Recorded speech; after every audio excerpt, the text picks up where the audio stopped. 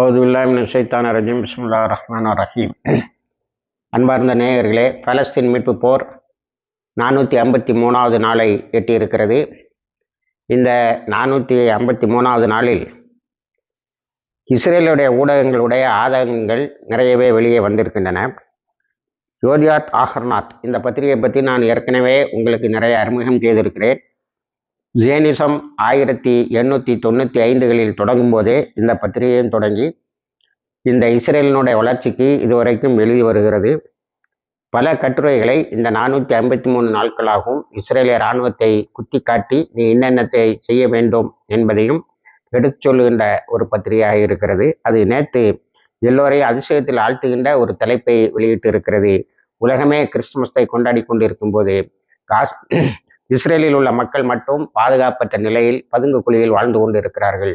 453 நாட்களாக யுத்தத்தை நடத்திய பிறகு ஏற்பட்ட இந்த நிலையை என்ன சோகம் என்று சொல்வது என்று தெரியவில்லை என்ற ஆதங்கத்தோடு தன்னுடைய கட்டுரையை தொடங்கி இருக்கிறது. அது இன்னும் பல தகவல்களை தருகிறது. அக்டோபர் 7, 2023, அதாவது ஹமாஸ் முதலில் காசா வளாகத்துக்குள்ளால் சென்று கைதிகளை கொண்டு வந்த அந்த நாளிலிருந்து இன்று வரைக்கும் 25,000 பேர் இஸ்ரேலிய இராணுவத்தினர் நிரந்தரமாக வேலை செய்ய முடியாதவர்களாக ஆகியிருக்கிறார்கள். அடுத்தது 1,00,000 பேர் டிசேபிள்டு, அதாவது எந்த வேலையும், அதாவது காயம்பட்டவர்களாக இனி அவர்களுக்கு ஒரு துணை இல்லாமல் வாழ முடியாது என்று ரீஹாபிலிட்டேஷன் சென்டருக்கு போயிருக்காங்க. 2030 இஸ்ரேலிய இராணுவத்தில் 2 பகுதியினர் 3/2 பகுதியினர் மருத்துவமனைகளில் இருப்பதை பார்க்கலாம் என்று ஒரு கணிப்பையும் வெளியிட்டு இருக்கிறது. இதில் பெரும்பாலான இராணுவத்தினர் பிசிக்கல் அண்ட் மென்டல் இன்ஜுரிஸ், அதாவது உடல்நிலை பாதிக்கப்பட்டது மட்டுமில்லை, அதை விட அதிகமாக மனநிலை பாதிக்கப்பட்டவர்களாக இருக்கிறார்கள். 2024 31 டிசம்பர் கணக்கின்படி 20 லட்சம் பேர் பிலோ பாவர்ட்டி லைன் என்று சொல்லக்கூடிய வறுமை கோட்டுக்கு கீழே வாழக்கூடிய நிலை இருக்கிறது. அவர்களுக்கு சாதாரணமாக ஒரு நேர உணவு கூட ரொம்ப லக்ஸரியாக ஆகிவிட்டது என்று காட்டியிருக்கிறது. நம்ம எப்போவுமே ஹமாஸினுடைய பகுதியில் காசாவில் என்ன நடந்து கொண்டு இருக்கிறது என்பதை சொல்லும்போது இஸ்ரேலில் என்ன நடந்து கொண்டு இருக்கிறது என்பதை அதிகமாக நமது கண்களில் படாமல் மேலை நாட்டு ஊடகங்கள் மறைத்து விடுகின்றன. ஆனால் இஸ்ரேலிய ஊடகங்களினுடைய நேர்மையை ஓரளவுக்கு பாராட்டித்தான் ஆக வேண்டும். பயங்கரமாக சொல்லியிருக்கிறார்கள். 453 நாட்களாக after 453 days of fighting and battling 453 நாட்களாக நாம் சண்டையிட்ட பிறகு எங்கேயுமே இஸ்ரேலில் பாதுகாப்பில்லை. பாதுகாப்பற்ற நிலையில் தினமும் பதுங்கு குழியை பற்றி நோக்கி ஓடுகின்ற ஒரு நிலையை ஏற்படுத்திவிட்டு நாங்கள் எல்லாத்தையும் சாதித்து விட்டோம் என்று இஸ்ரேலிய இராணுவம் சொல்வது சகிக்க முடியாத ஒன்றாக இருக்கிறது என்று சொல்லியிருக்கிறார்கள். ஜோ கேலண்ட் முன்னாடி இருந்த இராணுவ அமைச்சர், இஸ்ரேலில் நெத்தன்யாகுவால் பதவி நீக்கம் செய்யப்பட்டவர். இப்பொழுது அவர் நாடாளுமன்ற உறுப்பினர் பதவியையும் ராஜினாமா செய்திருக்கிறார். இந்த தோல்விக்கு பொறுப்பாளிகள் ஆக்குவதில் என்னையும் சேர்க்க வேண்டாம் என்று. ஆனால் அவருக்கு ICC வாரண்ட் இருக்கிறது. அதன் பிறகு நான் உங்களுக்கு 2 நாட்களுக்கு முன்னால் ஒரு செய்தியை சொன்னேன். இஸ்ரேலுக்குள்ளால் பல ஹமாஸ் போராளிகள் பூந்து இருக்கிறார்கள். அவர்கள் கடல் மார்க்கமாகவும் தரை மார்க்கமாகவும் ஏன் பாராசூட்டையே பயன்படுத்தி அங்கே புகுந்தார்கள் என்று. அதனுடைய வெளிப்பாடாக என்ன நடந்திருக்கிறது என்று சொன்னால், நேற்று அஸ்தோத் என்ற யூத குடியிருப்புகளுக்குள்ளால் புகுந்து பயங்கரமான ஒரு தாக்குதலை நடத்தி இருக்கிறார்கள். அதில் 3 பேர் காயம்பட்டதாக மட்டும் இஸ்ரேல் சொல்லுகிறது. ஆனால் இஸ்ரேலிய பத்திரிகைகள் இது எங்கிருந்து இந்த தாக்குதல் வந்தது என்று அவர்களால் சொல்ல முடியவில்லை. ஆகவே இப்பொழுது அஸ்தோத் பகுதியில் இருந்த மக்களுக்கும் எந்த பாதுகாப்பும் இல்லை என்ற நிலை வந்துவிட்டது. அவர்களில் பெரும்பாலோர் கடற்கரை பகுதிக்கு சென்று அங்கே கடுங்குளிரில் தங்கி வாழ்கிறார்கள் என்ற செய்தியை சொல்லியிருக்கிறது. ஆக இஸ்ரேலுக்கு உள்ளாலேயும் இப்பொழுது தாக்குதலை நடத்திவிட்டதாக தெரிகிறது. அதன் பிறகு அல் காசம், அல் நாசர், அல் சலாவுதீன் பிரிகேட்ஸ் இந்த 2 பேருமாக சேர்ந்து புதிதாக அமைக்கப்பட்ட நெட்சாரிமை தாக்கியிருக்கிறார்கள். அங்கிருந்த இஸ்ரேலிய இராணுவத்தினரை அழித்துவிட்டு ஆயுதங்களை எடுத்துவிட்டு சென்றிருக்கிறார்கள். நான் அடிக்கடி சொல்வது போல அவர்கள் இப்பொழுது இந்த ஆயுதங்களை பிறக்குவதில் மிகவும் கவனமாக இருக்கிறார்கள். அதன் பிறகு கிடோன் சார் என்ற இஸ்ரேலினுடைய வெளிவிவகாரத்துறை அமைச்சகத்தில் வேலை செய்கிறவர் ஒரு செய்தியை சொல்கிறார். 20,000 பந்தேரிகள் இஸ்ரேலை விட்டு வெளியேறுவதற்கு தயாராக இருக்கிறார்கள். ஏனென்று சொன்னால் இஸ்ரேல் ஒரு ஆக்கிரமிப்பு நாடு என்று ஐக்கிய நாடுகள் சபை அறிவித்த பிறகு பலர் ஆக்கிரமிப்பு இல்லாத பகுதி என்று சொல்லக்கூடிய பகுதிகளில் மட்டும் வாழ்வதாக முடிவு செய்தார்கள். இப்பொழுது பாதுகாப்பற்ற நிலையில் அவர்கள் வெளியேறுவதாக முடிவு செய்திருக்கிறார்கள். அதை பச்சையாகவே நாம் பயன்படுத்தக்கூடிய அந்த வார்த்தையை பயன்படுத்துகிறார்கள். ரிவர்ஸ் மைக்ரேஷன் அல்லது ரிவர்ஸ் எக்ஸாடஸ் என்று சொல்கிறார்கள்.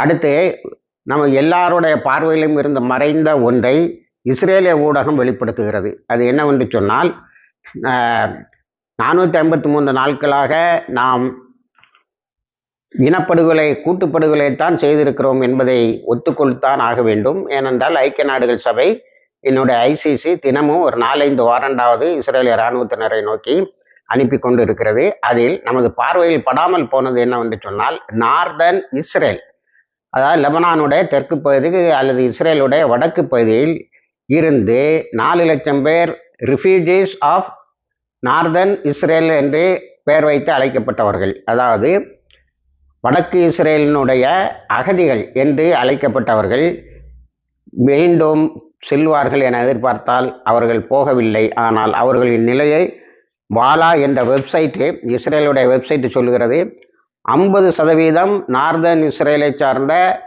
செட்டிலர்ஸ் வந்தேரிகள் ட்ராங்குலைசர்ஸ் என்ற தூக்க மாத்திரையிலே தான் மிதந்து கொண்டு இருக்கிறார்கள். எங்கே நார்தர்ன் இஸ்ரேலுக்கு போக முடியலை, வடக்கு இஸ்ரேலுக்கு போக முடியலை. டெல்லவீவையும் அதை சுற்றி உள்ள இதர இடங்களிலும் வந்து குடியமர்ந்தவர்களில் 50% தூக்க மாத்திரையிலேயே மிதந்து கொண்டு இருக்கிறார்கள். 36% டிஸ்பிளேஸ்டு செட்டிலர்ஸ், அதாவது 36% நார்தர்ன் இஸ்ரேலில் இருந்து வெளியில் வந்தவங்க வந்து சைக்காலஜிக்கல் ட்ரபிள்ஸ், அதாவது அவர்களுக்கு மனநிலை பாதிக்கப்பட்டவர்களாக இருக்கிறார்கள். இதில் என்னன்னா, கடைசியாக அந்த கட்டுரை முடிகிறது, Israel is paying a heavy price for Gaza war. Gaza யுத்தத்தில், அதாவது லெபனானோட நடந்த யுத்தத்திலையும் இல்லை, சிரியாவில் இப்போ பண்ணியிருக்க ஆக்கிரமிப்பிலும் இல்லை, காசா யுத்தத்தில் அவர்கள் மிகப்பெரியதொரு விலையை தந்ததாக அந்த பத்திரிகை வாலா வெப்சைட்டு சேனல் 13 யோதியாத் அகர்நாத்துடைய கட்டுரை தான் நெஞ்சை தொடுவதாக இருக்கிறது. அந்த அளவுக்கு இஸ்ரேலினுடைய தோல்விகளை தோல் உரித்து காட்டுகிறது. அதை நாமும் பார்க்கிறோம். 453 நாட்களாக 4 முனிசிபாலிட்டியை பிடிக்க முடியாமல் நெட்சாரிமையும் கைவிட்டு போய், நேற்று இந்த பனியிலையும் இந்த குளிர்லையும் மழை வெள்ளம் வந்து டெண்டுகளில் தாக்கக்கூடிய இடத்துலையும் குண்டு போட்டிருக்கான். அதில் குறிப்பாக அல் சுஜால புதிதாக தாக்குதலை நடத்தி இருக்கிறது. அதில் 21 இஸ்ரேலிய மக்கள், பாலஸ்தீன் மக்கள் ஷஹீதாகி இருக்கிறார்கள். மொத்தமாக இதுவரைக்கும் ஷஹீதானவர்கள் 45,553. நேற்று நடந்த ஒரு 26 சேர்த்துக்கொள்ள வேண்டும். காயம்பட்டவர்கள் 1,08,379. இப்போ அங்கே இந்த காசா பகுதியில் வாழும் நிலை ரொம்ப மோசமாக இருக்குது. ஏன்னா தண்ணீர் வந்துடுது, குளிராகவும் இருக்குது. எங்கே போய் தங்குறதுங்கிற இடத்துல இவனும் குண்டு போட்டுக்கிட்டு இருக்கான். அப்படியானால் அந்த மக்களுடைய அவலம் எவ்வளோ கஷ்டமாக இருக்கும் என்பதை புரிந்து கொள்ள முடிகிறது. அந்த மக்களுக்காக நேற்று உலகம் முழுவதும் பெரிய போராட்டம் நடந்திருக்கிறது. இஸ்தான்புல்லில் நேற்று விடிய விடிய நடந்திருக்கு. அதை விட நெஞ்சை தொடுவது ஸ்வீடனில், அங்கே வந்து ஸ்னோஃபால், அதாவது மழை பெய்கிற மாதிரி பனிக்கட்டி விழுந்து கொண்டே இருக்கக்கூடிய நிலையிலும் 1 லட்சம் மக்கள் கூடி இந்த மக்களுக்கு ஆதரவை தெரிவித்திருக்கிறார்கள். அந்த அளவுக்கு அந்த காசா மக்களுடைய வருத்தத்தை இந்த உலகம் அறிய செய்திருக்கிறார்கள். நமது ஊடகங்களை அந்த விஷயத்தில் பெரிய அளவில் பாராட்ட வேண்டும். அடுத்தது மேக்கரைக்கு வருவோம் என்று சொன்னால், மேக்கரையில் தான் நேற்று நிறைய சண்டை. காசாவில் கூட 2-3 தாக்குதல்கள் தான் நடத்தி இருக்கிறார்கள். தூபாஸ் என்ற பகுதியில் முஜாஹிதீன் பிரிகேட்ஸ், இஸ்ரேலுடைய இராணுவம் உள்ளே புகுந்த நேரத்தில் அதை தாக்கியிருக்கிறார்கள், அழித்திருக்கிறார்கள். அதுக்கு நாங்கள் கன்ஃபயரும் எக்ஸ்ப்ளோசிவ்ஸையும் பயன்படுத்தின, நிலவடி குண்டுகளையும் மற்றபடி நேரடியாக சுடுதலையும் பயன்படுத்தினோம் என்று. அடுத்தது நிபுலஸில் அல் அக்ஸா மார்டைர்ஸ் பிரிகேட்ஸ், இவங்க இந்த பத்தால இருந்து பிரிஞ்சு வந்த ஒரு குரூப்பு. அவர்கள் நேற்று இஸ்ரேலி செக் போஸ்ட்டில் திடீர்னு போய் தாக்கி அங்கே இருந்த அத்தனை இஸ்ரேலிய இராணுவத்தினரை அழித்திருக்கிறார்கள். ஏன்னா இந்த செக் போஸ்ட்டை தாண்டி உள்ளே வாரது, கைது பண்ணுவது, இளைஞர்களை பார்த்தால் சுட்டு கொள்வது, இதை செய்து கொண்டே இருந்தார்கள். நேற்று அதுக்கு ஒரு செக் வச்சிருக்கார். இதை தொடுத்து நடந்ததுன்னு சொன்னால் இந்த அங்கே நடக்கின்ற இறப்புகள் குறையும். ஏன்னா 1050 பேர் இதுவரைக்கும் மேக்கரையிலும் கொலை செய்திருக்கிறார்கள். இப்போ ரீசெண்டாக நடந்த சோதனைகளில் 12,100 பேரை கைது செய்திருக்கிறார்கள். ஆகவே இவர்களுக்கு கைதாவதை விட நேரடியாக தாக்குதலில் இறங்கி இவர்களை அழிப்பதே சிறந்தது என்ற முடிவுக்கு வந்து அதை செய்கிறார்கள். அதுக்கு பிறகு இத்னா ஹெப்ரானில் ஒரு அதுவும் வெஸ்ட் பேங்கில் ஆக்குபைடு வெஸ்ட் பேங்கு அதில் ஒரு பெரிய தாக்குதலை நடத்தி இருக்கிறார்கள். இஸ்ரேலிய இராணுவம் பெரிய அளவில் பாதிக்கப்பட்டு இருக்கிறது, ஆனால் பின்வாங்கி இருக்கிறார்கள். அதுக்கு பிறகு 24 மணி நேரமும் சர்வேலன்ஸ் கேமரா பறந்துக்கிட்டே இருக்கு மேக்கரையில். நான் நேற்றும் முந்தா நாளுமா அவங்கள்ட்ட சொன்னேன், காசாவாக மேக்கரையை மாற்றியது தான் நெத்தன்யாஹுவுடைய மிகப்பெரிய சாதனை. இப்பொழுது எப்படி காசாவில் 4 முனிசிபாலிட்டி அவனால் கண்ட்ரோல் பண்ண முடியலையோ, அதே மாதிரி நெபுலஸ், ஹெப்ரான், ஜெருசலம், மேக்கரை இந்த பகுதிகளை ஒன்றுமே செய்ய முடியாத அளவுக்கு, துக்காரம் இந்த பகுதிகளை ஒன்றும் செய்ய முடியாத அளவுக்கு இப்பொழுது தாக்குதல் அதிகமாகிவிட்டது. அதுலேயும் ஊரறிய முஜாஹிதீன் பிரிகேட்ஸு, அல்லாஸ்கா martyrs brigades, Saladin brigades, al Qassam, al Quds இவங்க இவ்வளோ பேரும் அங்கே வந்துட்டாங்க. வந்து இதே போல் ஒரு தாக்குதலை நடத்துகிறார்கள். அவங்க நேற்று இஸ்ரேலுடைய இராணுவ வாகனத்தை தாக்குவதற்கு கன்ஃபயரு, எக்ஸ்ப்ளோசிவ்ஸ், ராக்கெட் இதையும் பயன்படுத்தி இருக்கிறார்கள். அப்போ ராக்கெட்டும் அங்கே வந்துட்டு, அதனால் இஸ்ரேல் பெரிய சர்வேலன்ஸு அது இதெல்லாம் நடத்தியும் ஒன்றும் புண்ணியம் இல்லை. ஜெனினில் ஒரு பெரிய சண்டை நடந்திருக்கு. ஜெனினில் இஸ்ரேல் இராணுவத்தினர் வழக்கமாக ஒன்றை கைப்பிடித்து வருகிறார்கள். கொஞ்சம் அடித்த உடனே ஓடி போயிடுது. அடுத்தது ஹூத்திஸு நேற்றும் ஒரு அட்வான்ஸ்டு MQ-9 வீழ்த்தி இருக்கிறார்கள். 72 மணி நேரத்தில் நாங்கள் 2 அமெரிக்காவினுடைய MQ-9 வீழ்த்தி இருக்கிறோம் என்று சொல்கிறார்கள். ஆனால் அமெரிக்கா பல தாக்குதலை நடத்தி இருக்கிறது. அதில் அமெரிக்காவும் எதுவும் சேதாரம் வந்ததாக சொல்லலை, அதே மாதிரி ஹூத்திஸும் சொல்லலை. ஆனால் ஹூத்திஸு Jerusalem, Tel Aviv, Jaffa, Ashkelon 3 இடங்களையும் நேற்று தாக்கி இருக்கிறார்கள். சைரன் சத்தம் கேட்டுக்கிட்டே இருக்கு. அதுதான் யோகி அகர்நாத் எழுதுது, என்னடா நிமிஷத்துக்கு ஒருக்க பதுங்கு குழிக்கு ஓட வேண்டிய ஒரு நிலையை 453 நாள் சண்டை போட்டு உருவாக்கிக்கிட்டு நாங்கள் எல்லாம் சாதிச்சிட்டோம், இன்னும் கொஞ்ச நாளையில் மீதியை சாதிச்சிடுவோன்னு சொல்லுவா. ஆனால் மிலிட்ரி ப்ரொஜெக்ஷன் என்னவா இருக்குன்னு சொன்னால் 1,00,000 பேர் இப்போ காயம்பட்டிருக்காங்க, இப்போ செயலிழந்தவர்களாக இருக்கிறார்கள். அடுத்தால இதே நிலை நீடிக்கும் என்றால் அது 2/3 பகுதி இராணுவத்தினர் மனநிலை பாதிக்கப்பட்டவர்களாயும் உடலில் காயம்பட்டவர்களாயும் இருப்பார்கள் என்று, இதுதான் உண்மையான நிலை என்று அந்த பத்திரிகைகள் சுட்டி காட்டுகிறது. சுட்டி காட்டிவிட்டு ஒரு ஹாஸ்டேஜ் டீலை கையெழுத்து போட்டு அந்த ஹாஸ்டேஜஸை கொண்டு வரலாம், ஒரு ஆளை கூட ஒன்றால் இனிமேல் மீட்க முடியாது என்பதையும் அவை தெளிவுபடுத்துகின்றன. அடுத்தது அல் அஸ்கா பள்ளிவாசலில் நேற்று பூந்து நிறைய அட்டூழியங்களை செய்திருக்கிறார்கள். 1200 இதுவரைக்கும் 1400 தடவை கலாட்டா பண்ணியிருக்கான். இதில் கொஞ்சம் அதிகமான மக்கள் போயிருக்காங்க. சிலர் 30,000 என்றும் சிலர் 50,000 என்றும் சொல்கிறார்கள் யூதர்கள் அங்கே குழுமினார்கள் என்று. ஆனால் வேறு ஆதாரங்கள் வழியாக அவற்றை உறுதி செய்ய முடியவில்லை. அதுக்கு பிறகு அமெரிக்கா இந்த கூட்டுப்படுகொலைகளுக்கு எப்படி துணை நின்றது என்பதை $22 பில்லியன் அக்டோபர் 7, 2023 பிறகு அமெரிக்கா இஸ்ரேலுக்கு இனாமகன்னு இல்லை, எனக்கு எய்ட்ஸுன்னு அது வரமாட்டாங்க, டீலுன்னு தான் வருது. அதாவது இராணுவ ஒப்பந்தங்கள் வழியாக ஆயுதங்களை கொடுத்திருக்கிறது. அந்த ஆயுதங்கள் தான் பெரும்பாலும் குழந்தைகளை கொலை செய்கிறது. இதில் அமெரிக்காவுக்கு நேற்று ஒரு ஷாக் என்னன்னா, அதனுடைய ட்ரெஷரி டாக்குமெண்ட்ஸ்ன்னு சொல்லக்கூடிய கஜனாவில் இருந்த ஆவணங்கள் அனைத்தையும் சைனா திருடி சென்று விட்டதாக ஒரு அதிர்ச்சி தகவல் அமெரிக்காவில் சுழந்து கொண்டு இருக்கிறது. அடுத்தது ஹிஸ்புல்லாவினுடைய எல்லையில், அதாவது தெற்கு லெபனானில் இஸ்ரேல் தொடர்ந்து தன்னுடைய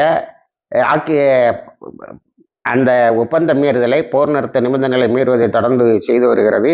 நேற்று நைமு காசம், அதாவது ஹசன் நஸ்ருல்லாவினுடைய இடத்தில் வந்திருக்கக்கூடிய புதிய ஹிஸ்புல்லாவினுடைய செயலாளர் நிறைய நீட்டி முழக்கி இருக்கிறார். அவங்க இப்போ பெரிய நேஷனலிஸ்ட் மாதிரி பேசுகிறாங்க. காசாவுக்காக தான் நாங்கள் இந்த சண்டையை ஆரம்பித்தோம் என்று சொன்னவர்கள் இப்பொழுது ஒரு கோழைத்தனத்தை தான் அவர்களுடைய உரைகளில் பார்க்க முடிகிறது. ஹசன் நஸ்ருல்லா பேசும்போது உலகம் முழுவதும் அந்த உரையை என்னவென்று கேட்டது. ஆகவே அந்த உரையை பற்றி நிறைய நீட்டி முழக்க வேண்டாம் என்று நினைக்கிறேன்.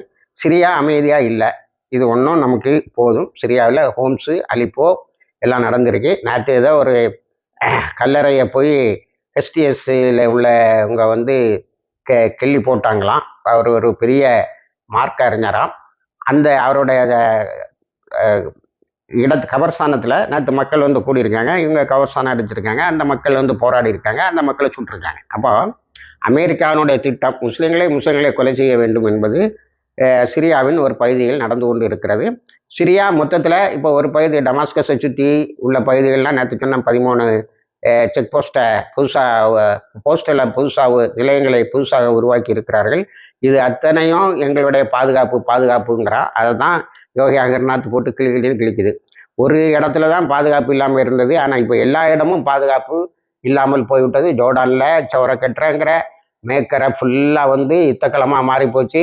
454 நாளுக்கு பிறகு டெல்லவீவில் நிம்மதியாக வாழ முடியல, ஜெருசலத்தில் நிம்மதியாக வாழ முடியல, அஸ்தாதில் நிம்மதியாக வாழ முடியல, சர்தாத்தில், நிர்ராமில், ஏன் உன்னோட அணுவில் இருக்கக்கூடிய இடத்துல கூட மக்கள் நிம்மதியாக வாழ முடியவில்லை. ஹைஃபாவை பற்றி பேச்சே இல்லை. அங்கே இருந்த 85,000 தளங்களையும் ஹிஸ்புல்லா தாக்கி விட்டு தான் ஓய்ந்தார்கள் என்று சொல்லியிருக்கிறது. இப்படி இந்த யுத்தம் இஸ்ரேலுக்கு மிகப்பெரிய இழப்புகளை தந்துதான் நீடித்து கொண்டு இருக்கிறது. ஆனால் இங்கே அப்பாவி மக்களுடைய உயர் பெருமளவில் குடிக்கப்படுகிறது. அது மட்டும் உலகத்தை உலுக்கி கொண்டு இருக்கிறது என்பதுதான் உண்மை. இணைந்திருங்கள். எல்லா தகவலையும் கொண்டு சேர்க்கிறோம். வாய்க்கிறதவான அல்ஹம்துலில்லாஹ் ரபில் ஆலமீன்.